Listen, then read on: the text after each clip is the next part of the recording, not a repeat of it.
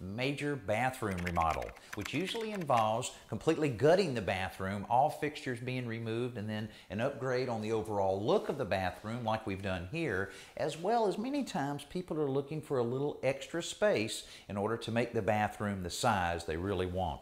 We were able to get that extra space here by encroaching into an existing area and claiming an area of 4 foot by 12 foot to expand this shower and the closet right beside it.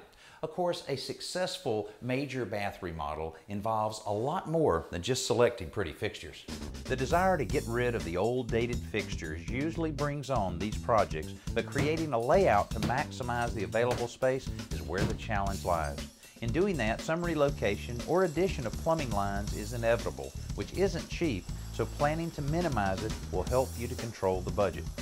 Hiring a professional designer or architect for a major bath remodel is often a good investment because they understand these issues and can create a design that addresses them, as well as your desire for a larger, more modern bathroom.